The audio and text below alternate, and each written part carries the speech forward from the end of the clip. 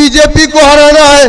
जब बीजेपी हार जाती है तो आपके बीच में वो आकर के यही कहते हैं कि तुमने तो हमको वोट डाला था, इसलिए थोड़ी डाला था कि हमारे इलाके में विकास हो, हमारे इलाके की सड़कें अच्छी हो, हमारे इलाके में अच्छे अस्पताल हो, हमारे इलाके में स्कूल हो, हमारे इलाके में बैंक हो, एटीएम हो।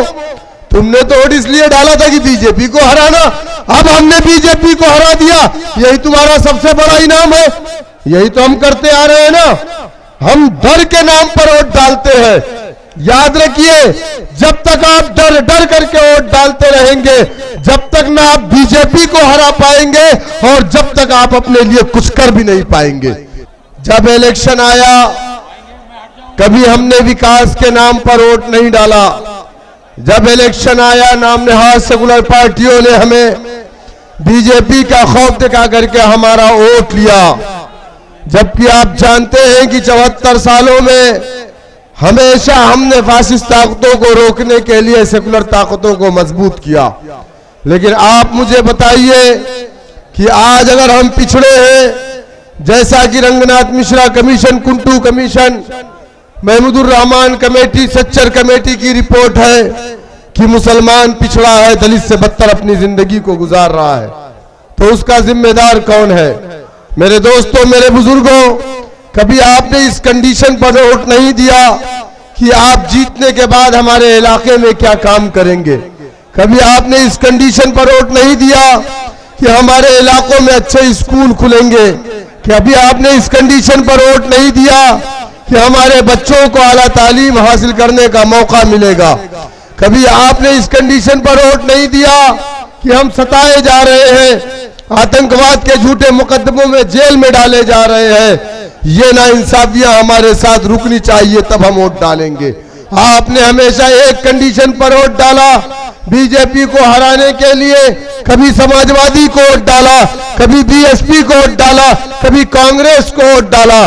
लेकिन अगर आप ये सोच रहे हैं कि जिन लोगों को आप वोट देते हैं, आपके वोटों की खैरात से उत्तर प्रदेश की विधानसभा में जाते हैं, ये जीत करके जाएंगे तो आपके लिए कुछ करेंगे।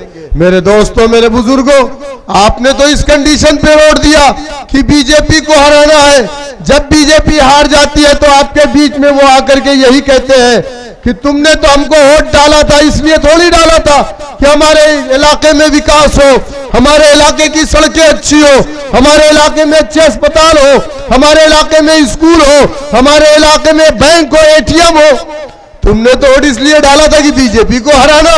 अब हमने बीजेपी को हरा दिया, यही तुम्हारा सबसे बड़ा इनाम है। यही तो हम करते आ रहे हैं ना। हम डर के नाम पर वोट डालते हैं। याद रखिए, जब तक आप डर डर करके वोट डालते रहेंगे, जब तक ना आप बीजेपी को हरा पाएंगे और जब तक आप अपने लिए कुछ कर भी नहीं पाएंगे। मेरे दोस्तों, मेरे बुजुर्गों, अगर आप जब तक शर्तों पर वोट डालना नहीं सीखेंगे, जब तक आप बीजेपी के खौफ से वोट डालते रहेंगे, जब तक आपको कुछ मिलने वाला, कुछ हासिल होने वाला नहीं है। जमहूरियत की सबसे बड़ी ताकत सियासत होती है, और जिस समाज के पास अपना सियासी परचम नहीं, अपना सियासी नेता नहीं, अपनी सियासी पार्टी नहीं, उसकी कोई पहचान नहीं होती है, उसकी कोई आवाज नहीं होती है। हम समाजवादी पार्टी से अपने लोगों को जिता करके भेजते हैं तो हम ये सोचते हैं कि ये उत्तर प्रदेश की विधानसभा में जाकर के हमारी आवाज बनेगा।